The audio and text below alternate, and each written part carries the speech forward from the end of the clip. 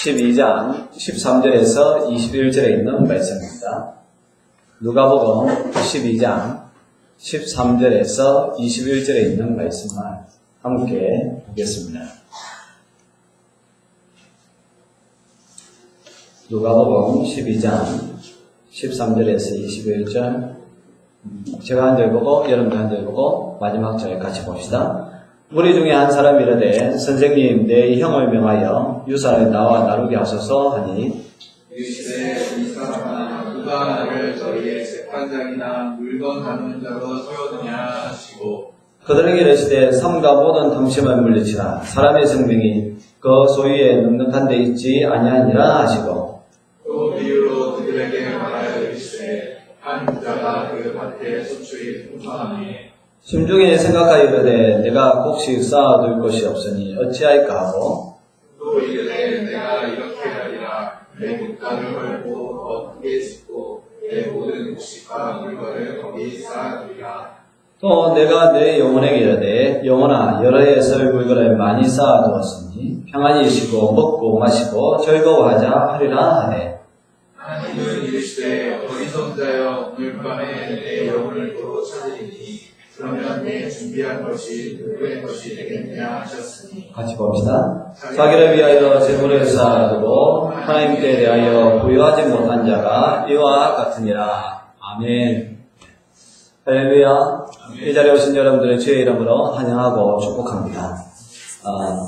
오늘 우리 김성훈 형제가 대표 기도를 하는데 너무 구체적으로 기도를 참 잘해줬는데 들으면서 왜 정작 혼이라고 해당되는 건 없는 것 같더라고요.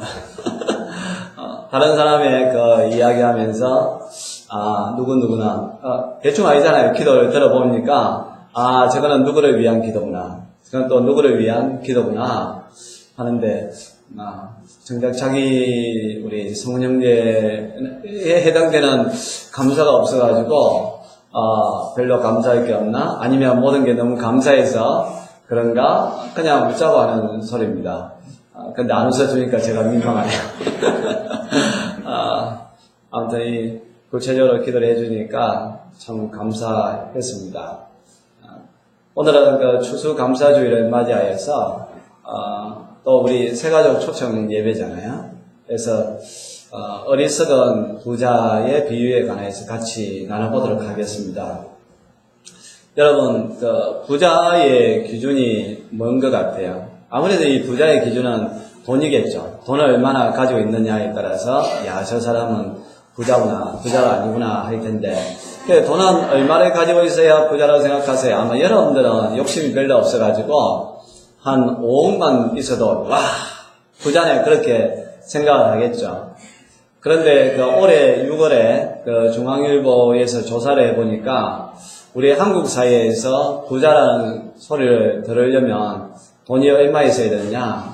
자산이 부동산과 현금을 포함해서 50억이 있어야 저 사람은 부자다라는 소리를 듣는데요.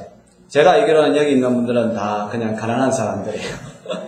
아마 그 정도는 없을 것 같은데, 근데 제가 한 5년 전에 제가 이전에 있던 교회에서 설교할 때, 그때 한국 사회에 나온 부자의 통계가 있었거든요. 그걸 가지고 인용을 해서, 여러분, 부자의 기준이 돈인데, 우리 한국 사회에서 돈이 얼마 있어야 부자라는 소리를 듣겠습니까? 라고 했을 때, 5년 전의 통계는요, 20억이었어요.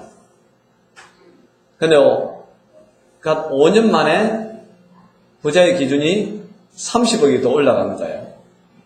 이 50억이 있어야 저 사람은 부자다. 다르게 생각하면 그만큼 한국 사회에서는 갈수록 참 돈을 가지고 살아가기는 어려운 시대라는 것을 볼 수가 있습니다. 이런 재미난 이야기가 있던데요. 부자와 가난한 자의 차이, 뭘로 보면 알 수 있는가 하면, 부자는 지갑에 회원권을 들고 다닌대요. 골프 회원권이라든지, 수영장 회원권이라든지, 콘도 회원권, 그런 회원권을 가지고 다니는데, 가난한 자는 회수권을 가지고 다닌대요. 그리고 부자는 사우나에 가서 땀을 빼는데 가난한 사람은 어디 가서 땀을 빼겠습니까? 사우나가 아니라 사우디에 가서 땀을 뺀대요. 네, 그곳에 가서 이제 노동을 해야 된다. 이제 그런 의미죠. 그리고 주로 부자는 거의 맨션, 그 좋은 집에서 사는데 가난한 사람은 맨손으로 산대요. 부자는 매일 쇠고기 반찬을 먹고 사는데 가난한 사람은 매일 쇠고기 라면을 먹고 살고, 부자는 영양 가다로 헬스클럽에 다니지만 가난한 자는 영양 부족으로 해숙한 얼굴로 다닌대요. 그리고 부자는 개소주를 마시고 다니지만 가난한 사람은 개소주가 아닌 깡소주를 마시고 다닌다라는 그런 재밌는 이야기지만 또 현실적으로 생각하면 그럴 수도 있겠다라고 우리가 수긍하는 그런 이야기입니다. 그런데 이 부자 중에도 정직한 부자가 있고 또 정직하지 않는 부자가 있잖아요. 우리가 봤을 때 저 사람은 자기가 노력해서 저만큼 부자가 되었으니까 저기에 걸맞게 살아도 욕을 하지 않는 사람이 있는 반면에 어떤 사람은 자기는 부자라고 하지만 그 부자가 된 그 가정을 보면 엄청나게 이 꿀인내가 나는 그런 거죠. 우리나라로 치면 예를 들어서 이제는 친일 그런 행각을 통해서 말 그대로 이 부모님이 다른 사람 것을 착취해서 얻어가지고 그렇게 이제 부자가 된 사람들은 우리가 그 사람을 정당하다라고 그렇게 이야기하지 않지 않습니까? 그런데 이제 우리나라에는 정직한 부자는 참 찾기 어려운데, 예전에 중국의 그 알리바바의 잭 마윈과 같은 그런 사람 지금 엄청난 부자인데 그 사람에 대해서 그런 부를 가졌다 해가지고 욕하는 사람은 아무도 없죠. 그 자리에 올라가기까지 자기 스스로 그렇게 노력을 했다는 거 아니까. 그리고 또 일본의 그 소프트뱅크의 이 손정희 사장 같은 그런 사람도 욕하는 사람이 없죠. 그 사람도 자기 스스로 그렇게 노력을 해서 그 자리에 올라갔으니까, 그런, 뭘 사든지 간에, 빌 게이츠라든지, 그런 사람이 뭔가를 누린다 해가지고, 부자라고 해서 욕하는 사람은 없다라는 것입니다. 그래서 이 부자라고 해서 다 부자가 아니라, 정직한 부자가 있는 반면에, 정직하지 않는 그런 부자가 있습니다. 미국의 뉴스위크지라는 유명한 잡지가 있는데, 그 잡지 칼럼 가운데 아이돌 오브 아웃 타임즈, 그러니까 우리 시대의 우상, 여기서 이제 우상이라는 거는 막 이철하는 그런 거 아니라 우리가 정말로 되고 싶어하는 그런 대상에 대해서 이 칼럼을 쓴 적이 있습니다. 그 칼럼 내용도 각기 세계의 부자들을 기록해 놓고 그들을 분석을 했는데요. 돈만 많다라고 본받고 싶어 하는 그런 사람이 아니라 우리 시대의 우상이 되기 위해서는 4가지의 자격이 필요하다고 합니다. 첫째는 어떤 사람이 정말 우리가 본받고 싶냐, 자신이 기대하는 결과를 얻어낼 수 있는 능력을 소유하는 사람, 자기가 어떤 것을 생각했던 것을 갖다가 얻어낼 때 정말 저 사람은 대단하다, 우리도 본받아야지, 그런 생각이 든다는 거죠. 그리고 두 번째는 자기 일에 집중할 수 있는 능력이 있는 사람이라고 합니다. 어떤 것에 대해서 몰입하고 집중하는. 그리고 세 번째는 앞으로 다가올 미래에 예측할 수 있는 능력이 있는 사람. 그러니까 현재만 잘 되는 것이 아니라 또 미래에 대해서 잘 대안을 제시하고 준비하는 그 사람을 보고 우리가 본받는 것이죠. 그리고 마지막으로 자신의 삶을 즐길 줄 아는 사람. 그러니까 아까 일하다가 죽는 것이 아니라 일한 만큼 또한 그것을 누릴 줄 아는 사람. 그러한 사람이 이 시대의 우상이라는 거예요. 정말 저런 사람처럼 살고 싶다라고 많은 사람들이 통계적으로 봤을 때에 이런 결과가 나왔다는 사실입니다. 오늘 본문에 있는 한 부자의 이야기, 이 부자를 보면 방금 전에 제가 이야기한 뉴스위크지가 분석한 우리 시대의 우상과 같은 그런 존재입니다. 부자가 풍년을 기대를 했습니다. 그리고 기대한 만큼 풍년을 일구어내었습니다. 첫 번째 조건 이야기했잖아요. 자신이 기대하는 결과를 얻어내는 능력을 가진 부자였습니다. 그리고 두 번째는 자기 일에 열심히 집중해서 큰 소득을 얻어내는 집중의 능력도 있었습니다. 여러 해 쓸 물건을 갖다가 자기가 모을 만큼 그만큼 많은 소득을 얻었다는 것이죠. 그리고 세 번째, 앞으로 다가올 것에 대해서 예비해가지고 자신의 곳간을 헐고 더 큰 곳간을 지으려는 미래에 대한 예측의 능력도 가지고 있는 사람입니다. 그리고 마지막 네 번째, 이 사람은 뭐라고 이야기합니까? 평안히 쉬고 먹고 마시고 즐기자. 삶을 즐길 줄 아나, 엔조이를 할 줄 아나. 아까 네 번째 조건이라 했지 않습니까? 그런 능력도 가지고 있는 사람입니다. 그러니까 우리 시대에 정말 본받고 싶어하는 그러한 우상이라는 것이죠. 그런데 결론은 뭐냐? 하나님께서는 이 부자를 향하여서 어리석은 자여 라고 이야기합니다. 세상 사람들은 정말 다 본받고 싶어하는 그러한 대상인 이 부자가 왜 하나님이 보시기에는 어리석은 자라고 그렇게 이야기를 했겠습니까? 여기에 대해서 우리는 깊은 생각을 해보아야 한답니다. 왜 어리석은 자일까요? 첫 번째는 이 부자가 어리석었던 것은 예수님께 대한 잘못된 생각이라 합니다. 여러분 13절과 14절을 보시기 바랍니다. 무리 중에 한 사람이 이르되 선생님 내 형을 명하여 유산을 나와 나누게 하소서 하니 이르시되 이 사람은 누가 나를 너희의 재판장이나 물건 나누는 자로 세웠느냐 하시고 오늘 말씀의 배경은 이렇습니다. 수많은 사람들이 예수님의 말씀을 듣기 위해 모였는데 예수님은 바리새인들의 외식하는 모습에 대해서 비판을 하셨습니다. 그리고 말씀하시기를 이런 심각한 이야기를 하셨는데요. 4절과 5절에 보면 내가 내 친구 너에게 말하니 몸을 죽이고 그 후에는 능히 더 못하는 자들을 두려워하지 말라. 마땅히 두려워할 자를 내가 너에게 보이리니 곧 죽인 후에 또한 지옥에 던져넣는 근세 있는 그를 두려워하라. 내가 참으로 너에게 이르노니 그를 두려워하라 라고 이야기합니다. 예수님께서 지금까지 계속했던 말씀의 주제가 뭐냐면 이 세상에 있는 근세나 모양이나 돌을 사랑하지 말고 천하보다 귀한 생명을 주관하시는 하나님을 두려워하면서 살아야 한다는 것입니다. 그런데 이 말씀을 듣고 있던 한 청년이 갑자기 선생님 내 형을 명하여 유업을 나와 나누게 하소서라고 이야기한다는 거예요. 사오정 같은 소리를 하고 있습니다.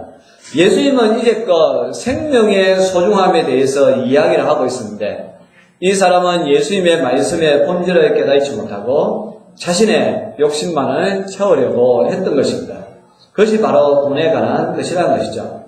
이렇게 돈에만 관심이 있는 사람을 향해서 예수님은 14절에 이 사람은 누가 나를 너희의 재판장이나 물건 나누는 자로 세웠느냐 라고 이야기하는 거죠. 이 사람의 관심은 예수님의 그 말씀의 본질에 있는 것이 아니라 예수님을 통해서 자기가 얻고자 하는 그러한 그 욕망, 그것을 채우려고 했다는 거예요. 그러니까 예수님에 대해서 잘못 생각하고 있는 것이고 예수님이 주인이 아니라 예수님을 자기 삶의 도구로 생각을 했다는 거죠. 그러니까 당연히 어리석은 자에 해당된다는 사실입니다. 저와 여러분들은 어떻습니까? 우리가 예수님을 모시고 사는데 사실 이 추수감사주의의 의미도 뭐냐면 모든 것의 주인은 하나님이라는 그런 의미예요.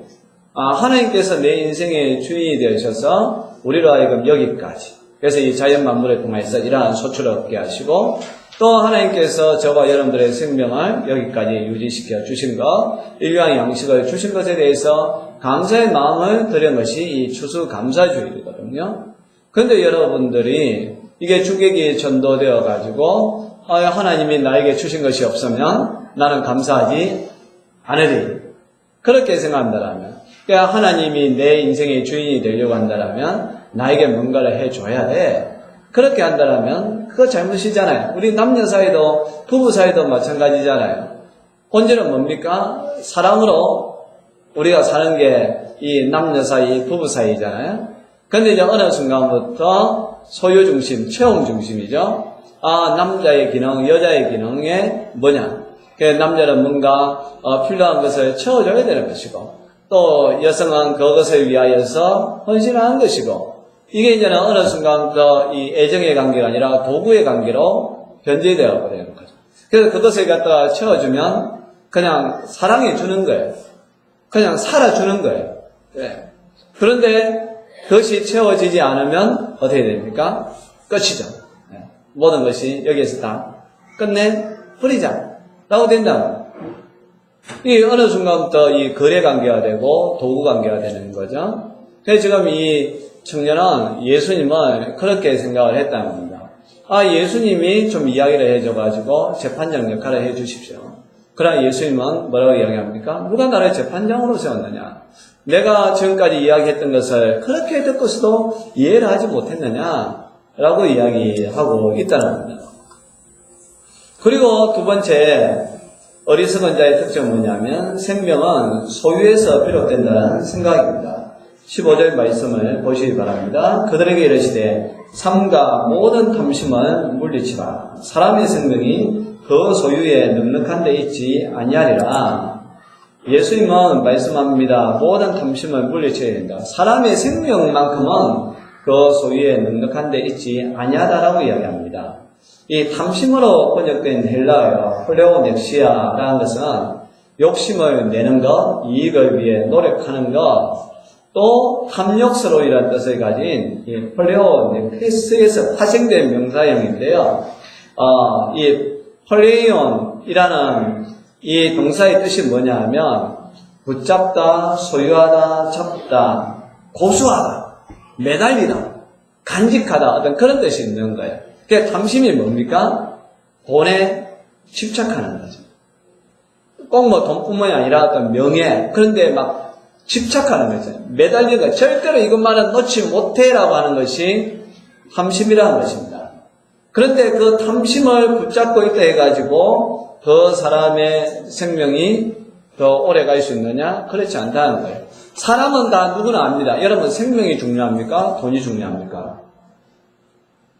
생명이 중요하죠. 다 알잖아요. 그런데 사람은 생명을 붙잡으려고 하는 것보다 돈을 붙잡으려고 하는 그런 경향이 많거든요. 그런 경향이 많은 사람이 뭐냐? 탐심이 가득한 사람이라는 거예요. 이 사람은 생명보다 덜 중요한 돈에 매달리고 있었던 사람이라는 것이죠. 돈이라는 것이 이 세상 살아갈 때에 유익한 점이 많습니다. 그러나 저와 여러분들 꼭 기억해야 될 것은 아무리 유익한 돈이라 할지라도 우리의 영혼을 구원하지는 못한다는 것입니다. 그런데 사람들은 행복은 물질에서 비롯된다고 생각하고 있죠. 그래서 뭐니 해도 머니가 최고다라는 생각이 우리 의식을 많이 지배하고 있습니다. 그래서 소매치기가 제일 좋아하는 머니가 세 가지가 있다고 하는데요. 첫째는 설거머니고, 둘째는 호주머니고, 세 번째는 아주머니래요. 소매치기 하기 쉬운 상대겠죠, 아주머니가. 톨스토이, 유명한 이 톨스토이라는 작가가 있잖아요. 이 톨스토이의 그 단편 소설 가운데에, 나는 이런 그 제목의 소설이 있는 줄도 이번에 알았네요.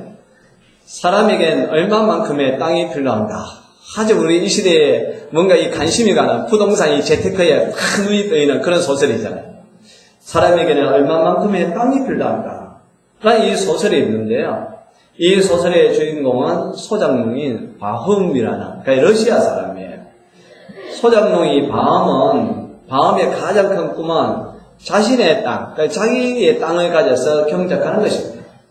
나름대로 이 바흠은 아내와 함께 성실하게 살았습니다. 그런데 몇 년 동안 허리끈을 졸라매도 밥 한 떼기 살 수가 없는 형편인 것이죠. 지금 이 시대에 우리 모습과 거의 비슷하잖아요. 내가 아무리 노력해도 집 한 채 가질 수 없고 땅 하나 살 수 없는 그런 거죠. 그러던 어느 날 그에게 희소식이 들려왔는데요. 그 러시아의 바시키르라는 그 땅에 있는 그곳에 가면 아주 싼값에 땅을 살 수 있다는 정보를 얻었습니다. 그런 얼마 되지 않은 이 재산을 다 정리해가지고 바시키르인들의 마을을 찾아갔습니다.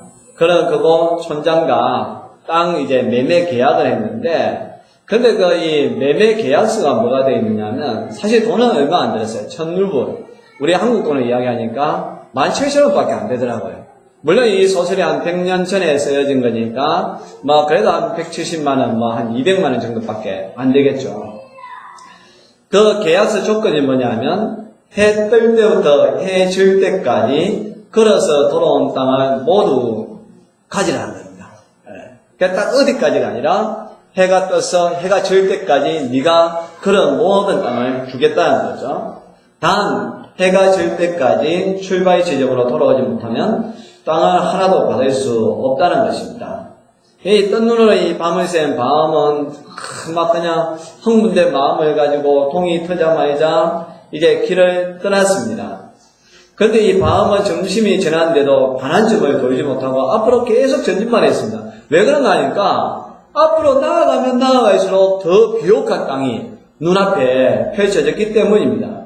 이 밤이 계속 있은 자이 앞으로 가다가 문득 정신을 차려보니까 해가 어느덧 서산을 향해서 지고 있었습니다. 그때서야 깜짝 놀란 이 밤은 이제 발걸음을 돌려가지고 출발선을 향해서 뛰어가기 시작했습니다.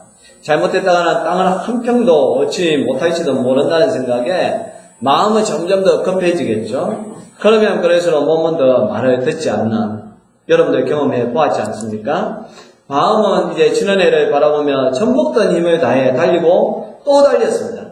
그리고 마침내 해가 서산마루를 막 넘어가는 순간에 가까스로 출발선 위에 가슴을 치며 쓰러졌습니다. 그것을 보고 있던 많은 사람들이 한호성을 지르고 그의 성공을 축하했다는 거죠. 그래서 이 계약했던 촌장도 어쩔 수 없이 넘어진 밤을 일으켜 세우려고 그를 향해서 고개를 숙였는데, 그러나 밤은 이미 피를 토하며 죽어 있었다라는 이야기입니다. 여러분, 어쩌면 우리 시대의 한 모습 아닐까요? 끊임없이 이 물질을 쫓아가는 우리의 모습, 만족할 줄 모르는 우리의 모습이라는 거예요. 저는 이제 가끔 위에서 이제 앉아있다 보면 참 어떤 때는 제가 생각해도 아이러니한 게 있어요. 이제 옆에 popcorn집이 워낙 잘 되잖아요. 이 오는 사람들 보니까 어떤 사람은 진짜 남루해가지고 제가 봐도 저 사람은 좀 걸려서 인생이 펴졌으면 좋겠다라는데, 아니 근데 이해가 안 되는 사람들 있잖아요. 아우디 차량을 탁 끌고 나와가지고 외제차가 딱 나타나가지고 그 사람들이 와서 막 또 복근을 사가는 거예요. 야, 그걸 보면서 야, 도대체 사람의 탐심의 끝은 어디일까? 그래도 원래 뭐 남의 차일 수도 있겠지만 그러나 일반적으로 그 정도 차를 끌고 있으면 먹고 살만하다라고 우리가 생각하는데, 저번은 충분히 먹고 살만한데도 또다시 뭔가 복분을 통해서 일확천금을 노리는, 여기 사람의 이 탐심이라는 게 끝이 없구나, 그런 생각이 들었습니다. 우리가 예수님을 믿고 하나님 믿는데 가지고 그러면 가난하게 사는 것이 좋으냐? 그것도 아닙니다. 성경에 보면 아브라함과 이삭과 야곱도 대단한 부자였습니다.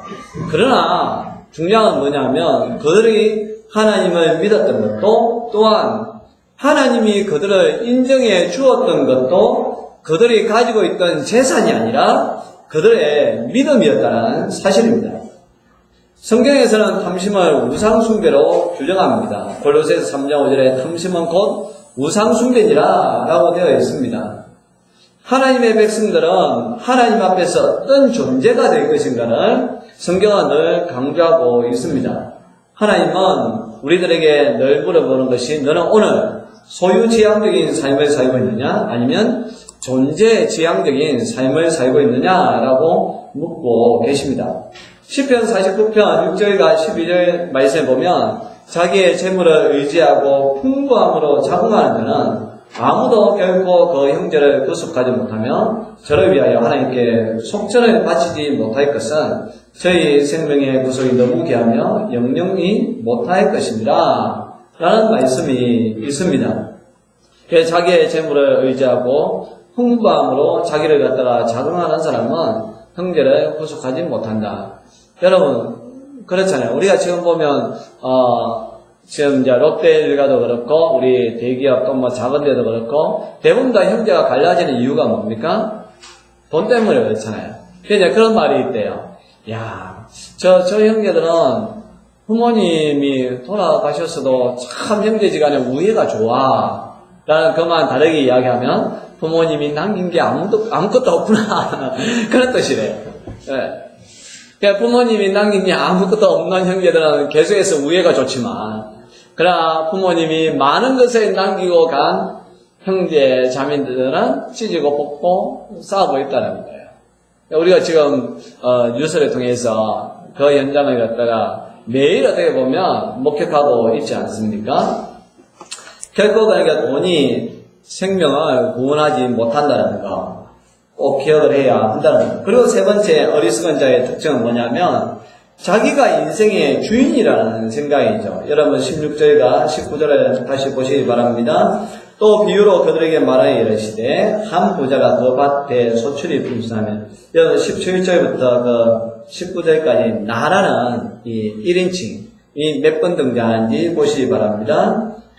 심중에 생각하여 이르되 내가 곡식을 쌓아 둘 곳이 없으니 어찌할까 하고, 또 이르되 내가 이렇게 하리라. 내 곡간을 더 크게 짓고 내 모든 곡식과 물건을 거기 쌓아두리라. 또 내가 내 영혼에게 이르되 영혼아 여러 해에 쓸 물건을 많이 쌓아두었으니 평안히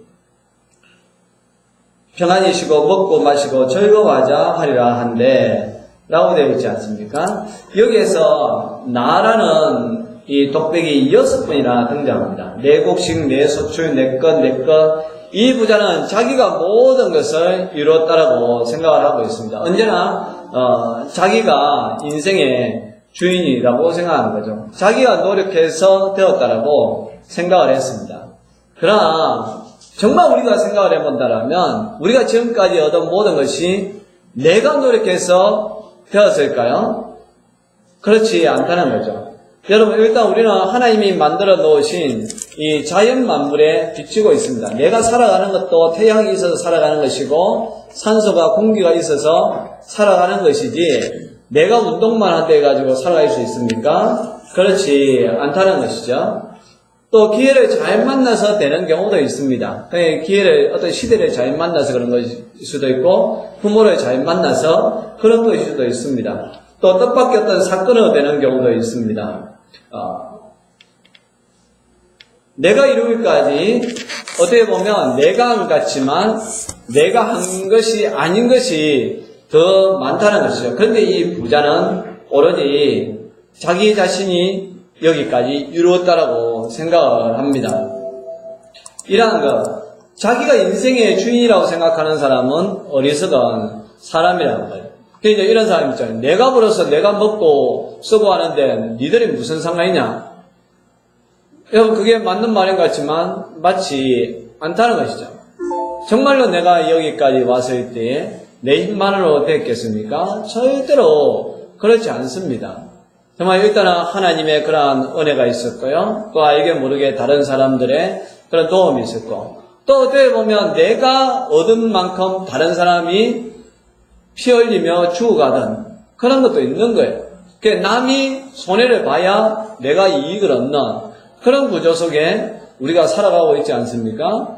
그런 것을 본다면 지금 현재 내가 가지고 있는 이러한 사항들, 또 감사의 이러한 모든 것들도 나 때문에 된 것이 아니라 하나님 때문에 되었다라는 그러한 고백을 해야 되는데, 이 부자는 자기가 이 모든 것을 했다라고 생각을 한 겁니다.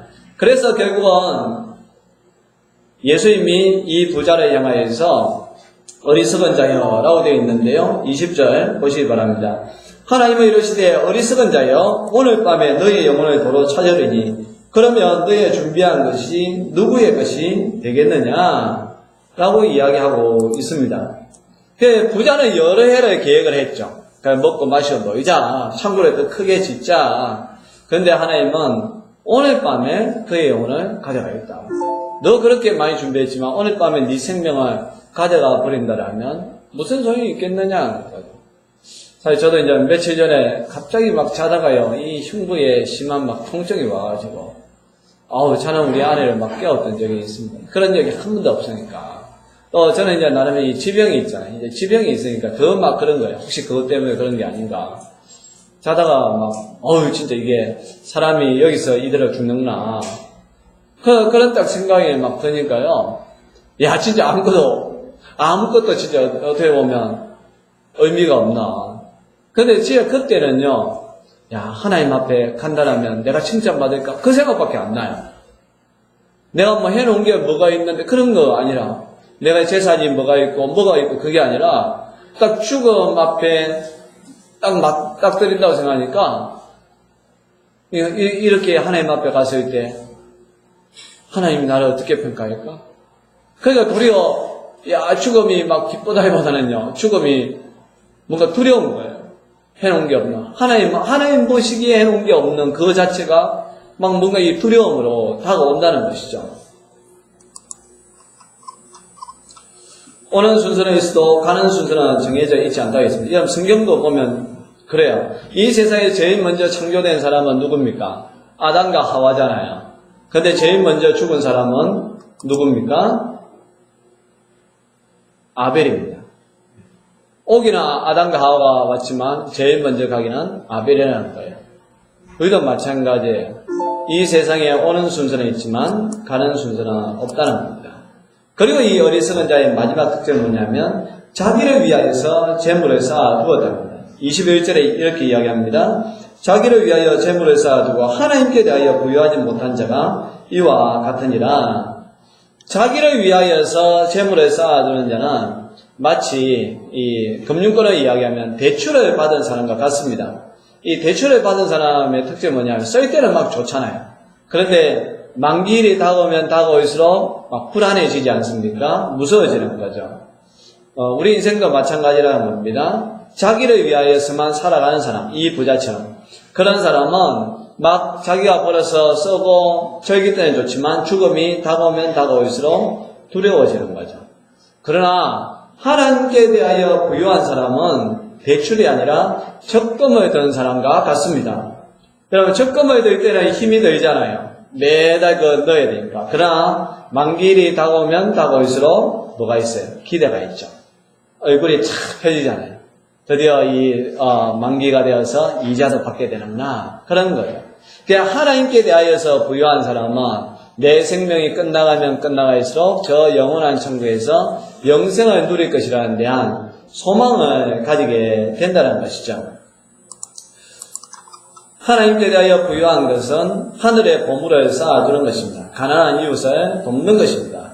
그래서 우리가 절기헌금만큼은 나누는 데 쓰자라고 하잖아요. 제 마음 같아서는 매주 드려지는 헌금의 일정 금액을 갖다가 나누고 싶습니다. 그러나 아직까지 우리가 그럴 만한 능력은 되지 않지만, 그러나 우리가 일정한 부분이라도 나누는데, 왜 하나님께 대하여 부유한 것이기 때문에 그런 것입니다. 오늘은 추수감사주일입니다. 한 해 동안 함께 해주신 하나님의 은혜를 기억해야 됩니다.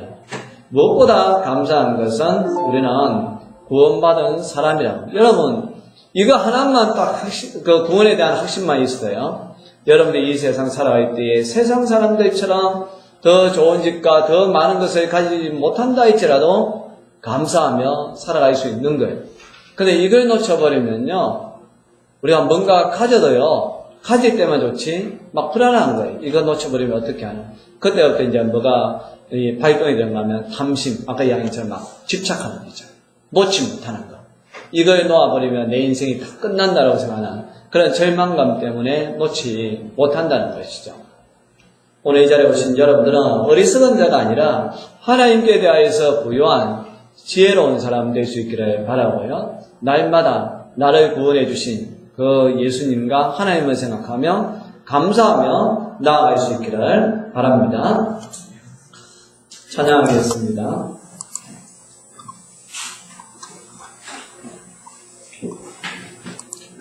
내가 주인 삼은 모든 것 내려놓고 내 주 되신 주 앞에 나가 내가 사랑했던 모든 것 내려놓고 주님만 사랑해. 우리 가사를 생각하며 고백하며 찬양합시다.